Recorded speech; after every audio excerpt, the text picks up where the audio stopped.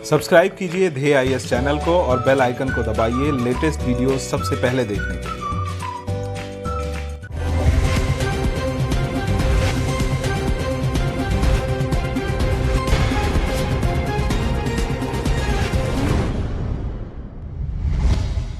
पश्चिम बंगाल में होने वाले विधानसभा चुनाव से पहले चुनावी पार्टियों की तैयारी शुरू हो चुकी है।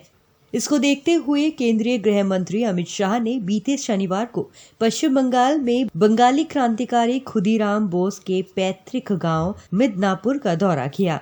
इस मौके पर शाह ने उनके घर वालों को और उनके परिवार के सदस्यों को भी सम्मानित किया। शाह ने कहा कि बोस पूरे भारत के हैं, न कि सिर्फ बंगाल के।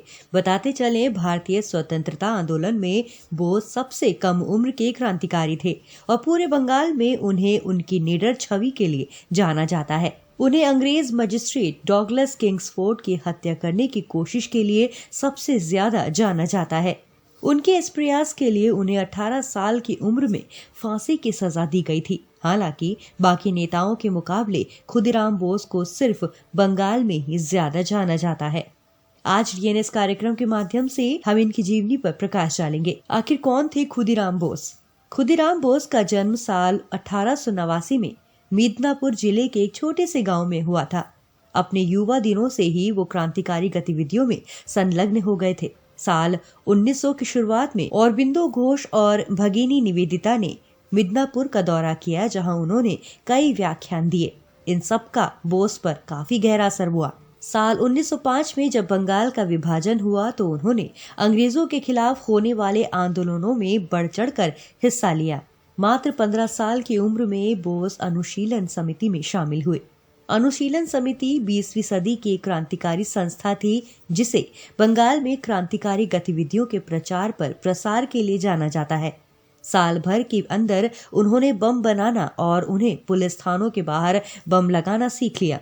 बोस के जीवन में निर्णायक मोड़ तब आया जब 1908 में बोस ने प्रफुल्ल चाकी के साथ मिलकर मुजफ्फरपुर के जिला मजिस्ट्रेट किंग्सफोर्ड को मारने का जिम्मा लिया। मुजफ्फरपुर तबादला होने से पहले किंग्सफोर्ड बंगाल में मजिस्ट्रेट थे।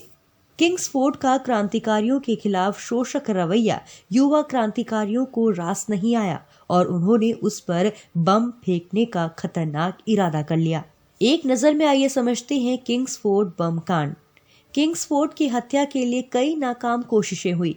शुरुआत में अदालत में बम फेंकने की योजना बनाई गई, लेकिन इस हमले में कई आम नागरिकों के घायल होने का अंदेशा था। इसी वजह से अदालत में बम फेंकने की योजना को सिरे से नकार दिया गया।